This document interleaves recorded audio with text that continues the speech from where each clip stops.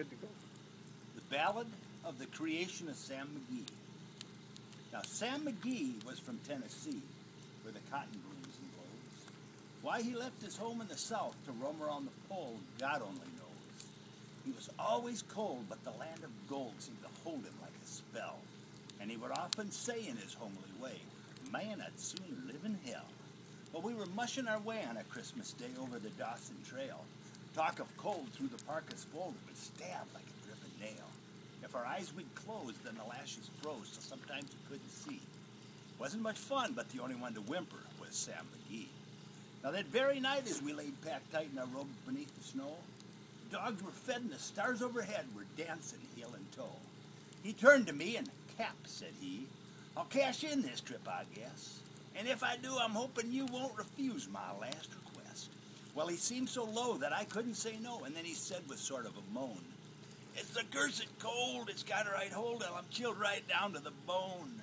You take me at dead, that's the awful dread, it's the icy grave that pains. So I want you to swear, foul or fair, you'll cremate my last remains."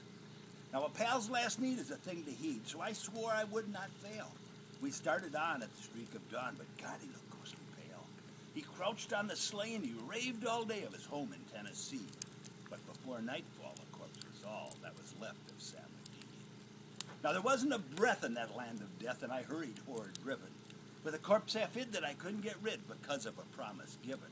It was lashed to the sleigh, and it seemed to say, "You may tax your brawn and brains, but you promised true, and it's up to you to cremate these last remains." Now, a promise made is a debt unpaid, and the trail has its own stern code. In the days to come, though my lips were dumb and my heart, oh, I cursed that load. The long, long nights by the lone firelight, while the huskies round in a ring, howling out their woes to the homeless snows. Oh, God, how I loathe that thing. Every day that quiet place seems heavier and heavier grew. But on I went, though the dogs were spent and the grub was getting low. The trail was bad, and I felt half mad, but I swore I would not give in. I'd often sing to that hateful thing, and it'd hearken with a grin. Then I came to the marge of Lake LaBarge, and a derelict there lay. It was jammed in the ice, and I saw on it thrice it was called the Alice May.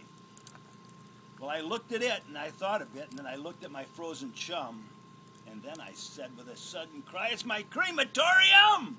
Some planks I tore from the cabin floor, and I lit that boiler fire. Some coal I found laying around, I heaped that fuel higher.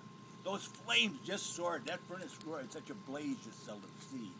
Well, I poked a hole in that glowing coal, then I stuffed in Sam McGee. Well, then I took a hike, for I didn't like the way he sizzled so. The heavens scowled, and the huskies howled, and the winds began to blow. It was icy cold, and the hot sweat rolled down my cheek, and I don't know why.